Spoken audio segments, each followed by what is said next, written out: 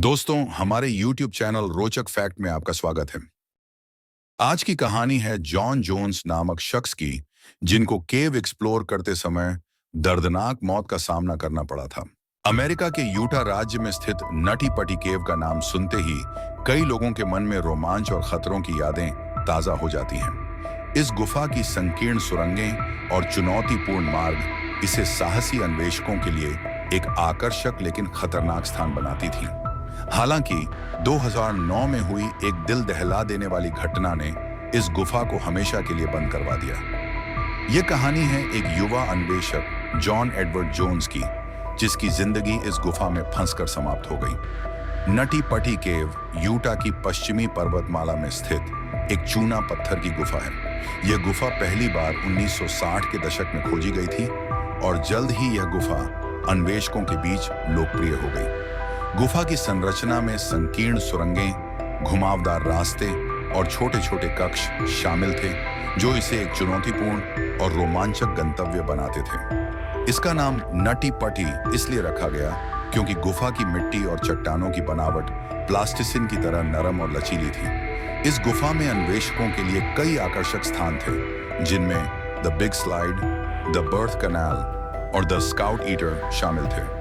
इनमें से the birth canal एक विशेष रूप से संकीर्ण और खतरनाक मार्ग था, जिसे पार करना अत्यधिक कठिन था।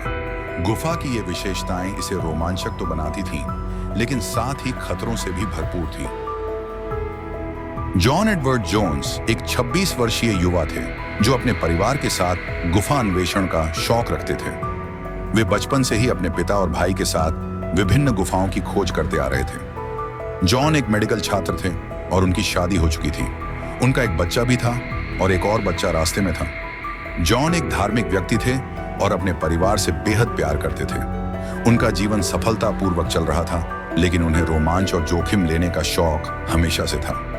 24 नवंबर 2009 को जॉन एडवर्ड जोन्स अपने परिवार और दोस्तों के साथ नटी पटी केव की खोज पर निकले। यह थैंक्सगिविंग का सप्ताह था और जॉन ने अपने छोटे भाई जोश के साथ कुछ रोमांचक समय बिताने का फैसला किया। गुफा में प्रवेश करने के बाद जॉन और उनके समूह ने गुफा की विभिन्न सुरंगों और मार्गों को पार करना शुरू किया। कुछ समय बाद जॉन ने द बर्थ कैनाल नामक संकीर्ण मार्ग को पार करने का फैसला किया। यह मार्ग इतना संकरा था कि इसमें केवल एक व्यक्ति ही रेंग कर जा सकता था। जॉन को लगा कि वह इसे पार कर सकते हैं, लेकिन उन्होंने गलती से एक और भी संकीर्ण मार्ग में प्रवेश कर लिया, जो एड्स पुश के नाम से जाना जाता था।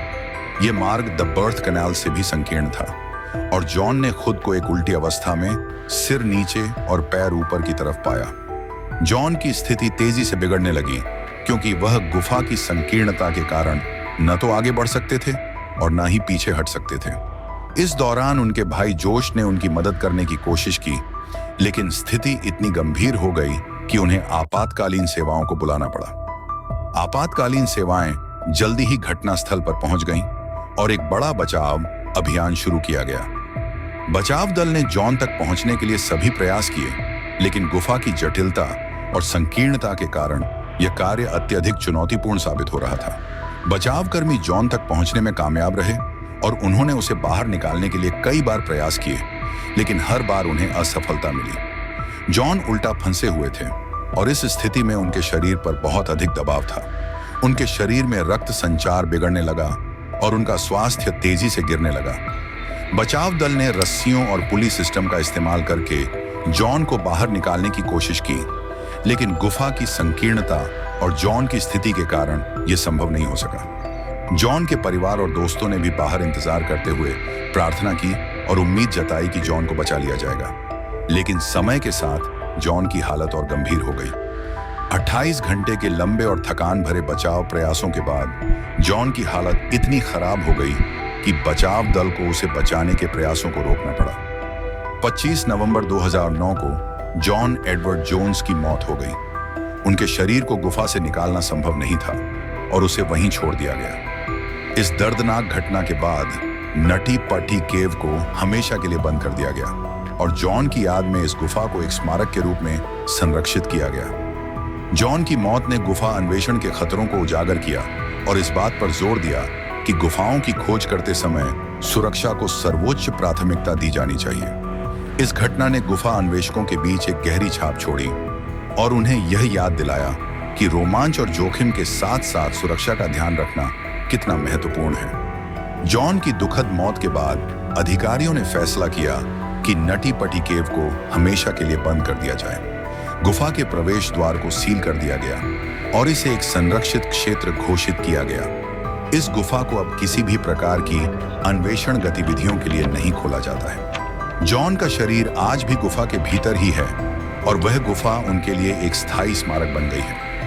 नटी पटी केव की घटना ने गुफा अन्वेषण के खतरों और सुरक्षा के महत्व को उजागर किया। गुफाओं की खोज रोमांचक और ज्ञानवर्धक हो सकती है, लेकिन यह अत्यधिक जोखिमपूर्ण भी हो सकती है। इस प्रकार की गतिविधियों में शामिल होने से पहले यह सुनिश्चित करना महत्वपूर्ण है कि सभी सुरक्षा उपायों का पालन किया जाए और जोखिमों को अच्छी तरह से समझा जाए। गुफाओं की खोज करते समय अन्वेषकों को यह सुनिश्चित करना चाहिए कि वे अच्छी तरह से प्रशिक्षित हों, उचित उपकरण साथ लाएं और अपने गाइड या साथी अन्वेषकों के निर्देशों का पालन करें। नटी पटी केव की कहानी जॉन एडवर्ड जोन्स की दुखद मौत से जुड़ी हुई है, जिसने गुफा अन्वेषण के खतरों और सुरक्षा की अनिवार्यता पर प्रकाश डाला।